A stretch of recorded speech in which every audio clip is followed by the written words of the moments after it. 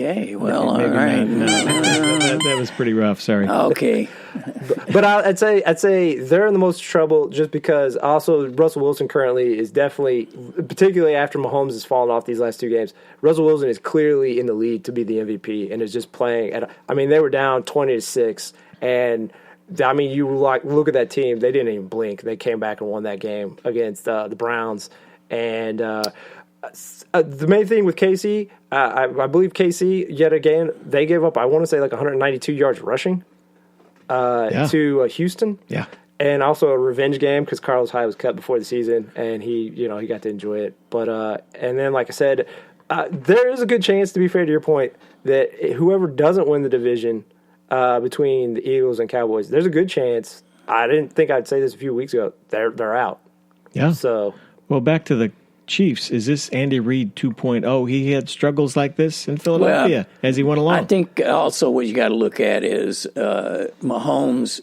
People have learned how to defense him. I mean, it doesn't take forever, and he hasn't had the kind of time that he had before. I think I'm not saying there isn't some figuring out. Like you kind of saw at the beginning of this game, like Tyreek Hill, like he is the thing they were missing for a few weeks. Not that they couldn't play well. It's because his speed. If you play man, because that's how teams play. If you play man with Tyreek Hill, it's death. Like you can't. Yeah. You can get away with it on occasion, but mainly their offensive line is kind of in shambles. And the Chris Jones was out this game. He's their best defensive player, and just that, like again, Indy Lions showed it. Obviously, Indy showed it, and now Houston showed it. You can run on them at will. I think they only had like 12, around a little over 12 minutes that they had offensive possession. I mean, you're not going to win a lot of games holding the ball for just 12 minutes. No, not at all.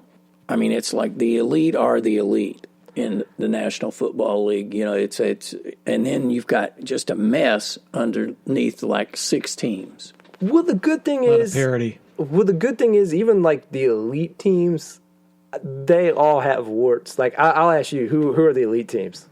I would say New England. I would say San Francisco. But beyond that, I can't think of anything that. Some will say Green Bay, but yeah, I would throw Green Bay, even though they have a loss. But like again, and actually, I think they have I actually think Green Bay has less warts than the Niners and New England, just because with New England. I think Brady's still playing well, but he's not in the cut of like an Aaron Rodgers, I believe, right now, and obviously Russell Wilson. And it's not completely him. Their wide receivers outside of Edelman is a problem. I mean, you look at that Thursday game, like that was the defense. The defense is clearly carrying that team right now. Yep. Their running attack is playing well. But they have some worries with the passing attack. I'm not putting it all on Brady. Again, if you don't have talent, you can't do a whole lot with it. And then Jimmy Garoppolo is still kind of an anomaly that can come back to bite the Niners. Right. Now, I'm not disagreeing with you. I think they are the elite teams, but the good thing is for certain teams right below that, they're not that far off. But the Niners could go out and lose the next 4 games. I will say, like, Green Bay is the team that I just look at, and I just think they haven't even really started clicking on offense yet. I think the defense is there. I think the running attack is starting to get there. He's just getting warmed up, huh? So that's the team I think is the scariest. And isn't Russell Wilson just smart? You watch that guy and he slides. He knows when to slide. He's not going to get hurt. He's just a smart, cerebral quarterback. Amazing. I'll just put it this way. I know people always say he's underappreciated, and I want to say it's not that he's underappreciated. I think people don't put it into effect. He's a top 3 quarterback. It's Rodgers, Mahomes, and him. And you can put them in whatever order you want. They're the top 3. Russell Wilson's a top 3 quarterback. And then there's Mitchell Trubisky. We don't have to get in that. He's top 25 and a half. Okay, are we ready for our big feature of the show? Wild ass predictions. All right, take it away. What do we got this week? Well, my wild ass doesn't sound as wild ass as it was. I was going to just say San Francisco goes to the Super Bowl. Period. I think that's pretty. That's still bold. I still think that's bold. Yeah. I mean, like I said, hopefully Garoppolo keeps getting healthier. He still seems like he's worried about his leg. He's not 100% for sure, but he has enough protection to where he can get things done. The man has a good arm. Well, actually, to be fair to your point, like talking about winning in spite of certain, they lost both their offensive tackles too, and they're still winning. So, I mean, certain teams can overcome it. Yeah.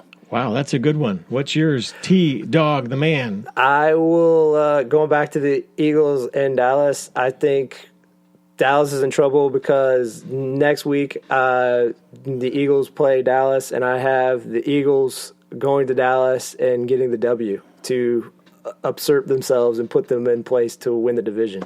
Nice. I like it. that a lot, actually. My prediction is on the college football level. I think University of Louisville goes bowling.